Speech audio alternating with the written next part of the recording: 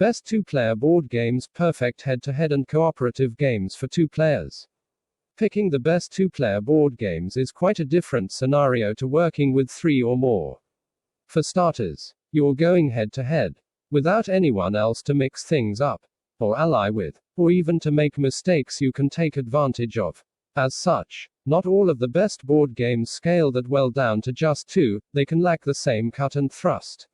However, there are some games that play well with more that do work perfectly with two players. And even better is that there are lots of board games designed just for two instead. Our selection of the best two-player board games will take you from the deserts of India to the Scottish highlands.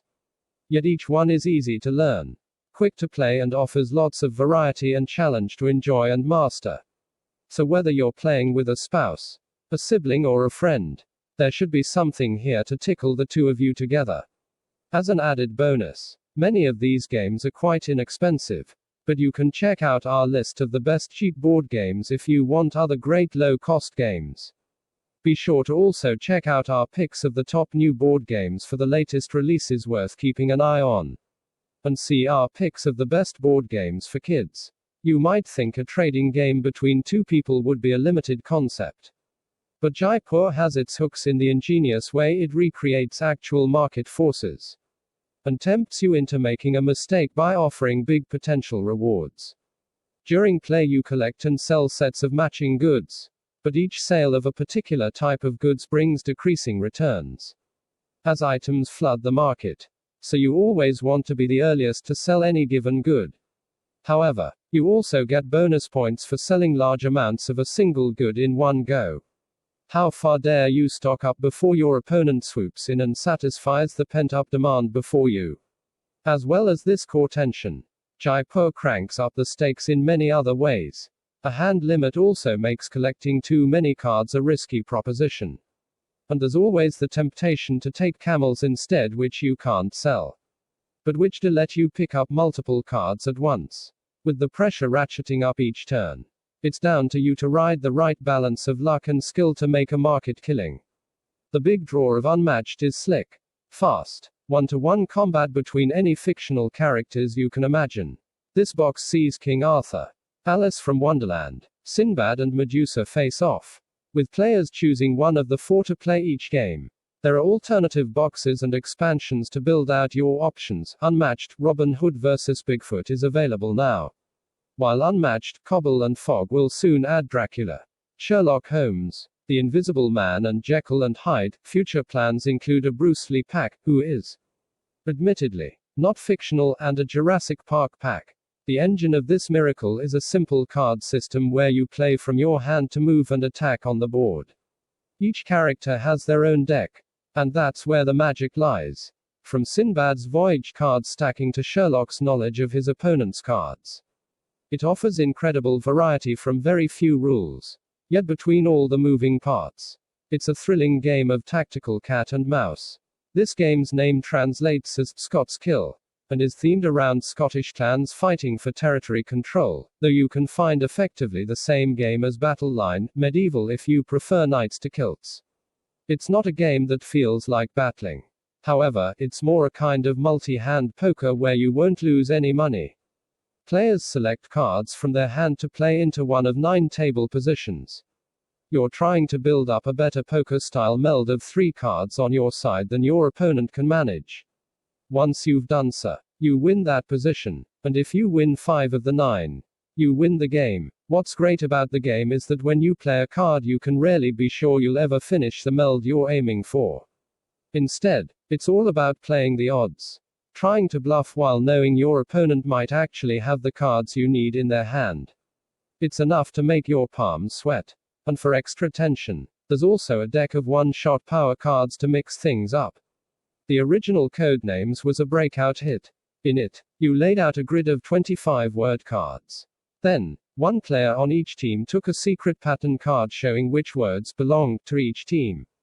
They had to give one-word clues, trying to tie as many of the cards together in that one clue as possible, while the teammates tried to guess which they were. It was a hilarious yet taut dance of trying to guide players to the right cards with minimal information. but where a misstep could reward your opponent or even lose you the game instantly. Like walking through a minefield. That box also included a cooperative variant, which has been brilliantly refined and improved on to make codenames Duet for two. Now, both players take turns giving clues to each other, and the game's aim is to avoid 3 deadly assassins hidden in each grid, which mean instant failure if guesses. By giving both roles to both players. Codenames Duet doubles the fun and manages the rare feat of being even better than the original.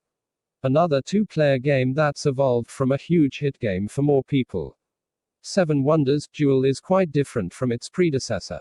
In both games, the aim is to collect a tableau of cards that represent a growing civilization. By matching and building on sets of cards, you gain points for your technology advances, military strength, and so forth. In the original, much of the fun was had in selecting cards from a draft, where each player picked one from a hand and passed it around the table. That's no good with 2. So instead there's a clever pyramid where players pick cards from the bottom row, slowly revealing the cards in the tier above depending on what you choose. This neat idea ensures the game retains the tension of the draft while becoming even faster and more exciting. You'll need to make wise decisions with just 2 of you. Pick the wrong card and your opponent will snaffle up the one you really wanted. We know that a WW2 themed squad level infantry combat game isn't the most appealing game here in theme or design. But give it a chance. Because it's kind of brilliant. Undaunted is a magical game that brings to life the heroism and tension of hedgerow firefights with just a few pages of core rules and an hour of your time to play. Yes, there is a little more to it than that. But more complex rules are introduced gently over 12 scenarios. At first, you can dive into a simple version of the game. By the end, you'll be coordinating scouts and snipers, mortars and machine guns like a seasoned veteran. The engine of this sorcery is that you control your squads via a personal deck of cards that you play through over and over, shuffling again when you run out. Cards correspond to squads on the board, and you can only order a unit to do something: move, attack, capture a point when you have one of the cards to play. You'll also add cards into your deck during the game, still matching the units you have when you do so. It's like ordering reinforcements or bolstering morale. You're literally making it so that these squads are able to do more. But then, as units are hit by fire, cards matching that square get removed not only from your hand, but the entire game. Your troops are lost. Maybe you shouldn't have thrown them against a machine gun like that, when they're both finite and fragile. Cards play thus becomes an unlikely but effective stand-in for all sorts of issues facing real-life combat commanders. Cards for the right squad not coming out alike. Communication issues. Get all your cards for one squad out in one hand and they'll be able to move and take out enemy soldiers left and right. Like a genius general has just turned up personally to give the key orders. At the same time, players have to balance making the decks work with tactical action on a tile-based board. You won't be looking to eliminate enemy soldiers, but instead to achieve objectives. So combat is only one part of what you're thinking about. Strategy and tactics, excitement and simulation all stacked together in a quite brilliant whole. Clask looks like a miniature game of table football or air hockey, which it kind of is. The aim is to use your onboard piece to push a little ball into your opponent's goal. However, instead of controlling the piece directly, you guide it with a magnet underneath the board. Already this adds a fun extra challenge to the air hockey concept, as well as hiding your moves from your opposite player. But the real kicker in Clask is the magnetic obstacles on the table. Get too close and one will attach itself to your playing piece, making accuracy much more difficult. Attract another and you'll lose the point. Together with the ever-present risk of an own goal, they make every match a fast-paced tightrope walk, dangling between speed and sureness. The unusual theme of giving gifts to geishas to win the favor is an excuse for some luminous art and a compelling game of risk and number crunching. Each turn, players can take one of 4 actions one time each. 2 of them hide cards, one as a secret gift to a geisha, the other to carry 2 cards over to the next turn. The other 2 involve picking gift cards to show the other player, letting them give some while you give the rest. Gifts automatically go to their matching geisha. and the player who gives the most gifts to each geisha wins the favor. The secret and public aspects of gift giving set up a fascinating tension each round where you try to plan ahead with limited information. But for those keeping track of the numbers, forcing your opposition to give a useless gift is a special satisfaction. Text source T3.com